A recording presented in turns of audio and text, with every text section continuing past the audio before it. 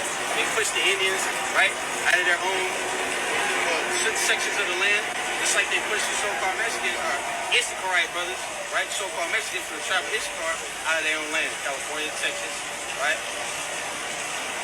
So, hey, the salute of what goes around comes around. Christ said, those that lead into captivity shall go into captivity. Those that kill with the sword must be killed with the sword. And finish it out. Here's the patience and the faith of the saints. Here's the patience, and that's the patience and the faith of the saints. That we get to take those that put us into captivity, right, and kill those. So as we can see, Rome falls under this verse as well.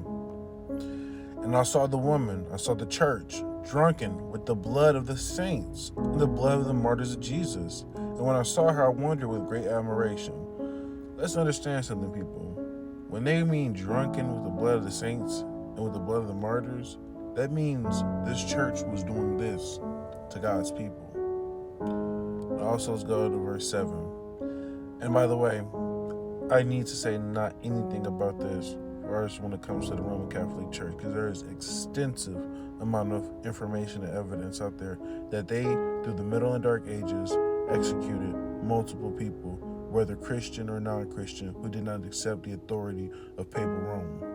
And that's just the God-given truth. So I don't really have to clarify or give any evidence to back up verse 6, because they undeniably fall under this verse from far extensive research that can be done by just a click of a button and some words being put in. Let's go to verse 7. And the angel said unto me, wherefore didst thou marvel? I will tell thee the mystery of the woman, the church, and of the beast, the kingdom that hurt. And the angel said unto me, wherefore didst thou marvel? I will tell thee the mystery of the woman, the church, and of the beast that carrieth her, which hath the 7 heads and 10 horns. The beast that thou sawest was, and is not, shall ascend out of the bottomless pit, and go into perdition. And they that dwell on the earth shall wonder, whose names were not written in the book of life from the foundation of the world, when they behold the beast that was, and is not, and yet is. By the way, this beast that they're talking about is still talking about the church. I want you guys to peep this, though, and remember this. A woman represents a church. A woman does not represent a kingdom or a king, nor does a church represent a kingdom or a king. So in the verse, it talked about the mystery of the woman, which was the church, and it said that a beast carried her, a kingdom. So this church has a kingdom that is carrying it. Because if you're just a simple church on the street, you really can't pass any legislation or law or affect anything, nor can you really mingle amongst with the kings of the earth, like how as I've shown you from what the Roman Catholic Church has been doing. So this church, this woman, has a beast upon her, which is her kingdom, the king.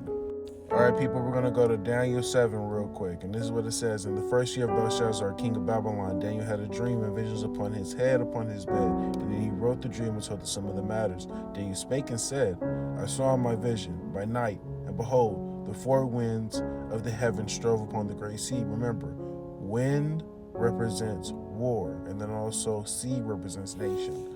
And it says this also, and 4 great beasts, so 4 great kingdoms, came up from the nations, diverse from one another. And also it says, the first was like a lion, it had eagle's wings. I beheld till the wings thereof were plucked, and it was lifted up from the earth, and stood, and may stand upon the feet as a man, and a man's heart was given to it. Now let's read this real quick. I'm not going to show the information because it's self-explanatory and you can look it up yourself, and I'm just going to say that. This represents Babylon, and it's just a known fact. Then also in Daniel 2, chapter 2, Belshazzar, he had a dream as well. His dream was far different from from Daniel's, because Daniel was given more extensive, definite, and detail upon the matter as far as from what Belshazzar got. Babylon was represented by a lion with eagle's wings, people. Look it up. I'm telling you, you're going to be stoked when you see this information. But not just only that, it says that, and as you can peep from this verse as well, it says that the wings are plucked and it was lifted up from the earth and may stand upon his feet as a man, and a man's heart was given to it. So as we can see, this is the only beast that it has this interpretation for. But then also for the little horn, that's going to be in Daniel 7, but then also for the beast that is going to be in Revelation 13, you see the kind of same symbolism or same wording used right here as well. Because this beast right here, this kingdom, it put itself above God and his precepts and his law, and it made itself as a man. After this, I beheld, and lo, another, like a leopard, which had upon the back of it 4 wings of a fowl. The beast also had 4 heads, and dominion was given to it. This is verse 5. And behold, another beast, a second, like unto a bear, and it was raised upon one side, and it had 3 ribs in the mouth of it, between the teeth of it. And they said thus unto it, Arise, and devour much. Now look here. This right here is the Medo-Persian army. This verse is talking about the Medo-Persian Empire. By the way, the Medes and the Persians were 2 separate empires that came together, and that's when you get the Medes and the Persians. But also that, well, at one point in time, you had the Medes that were in control and they were running things, and then after that, you had the Persians who were running things at one point and controlling things. So the power shifted. That's where you get the representation in the verse where it talks about, it's up on one side of itself, But then also not just that, it said it had 3 ribs in the mouth of it. The 3 ribs represent the 3 outposts of the Babylonian Empire.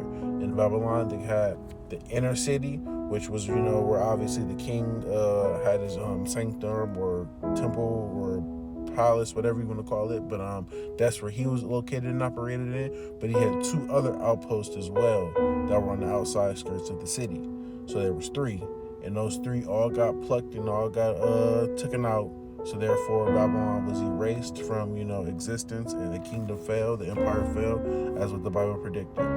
This is verse 6, people. After this, I beheld, and lo, another, like a leopard, which had upon the back of it 4 wings of a fowl. The beast also had 4 heads, and dominion was given to it. This beast is talking about Greece. It's talking about Alexander the Great, who had conquered the Medes and the Persians. And it also talks about how it had 4 heads.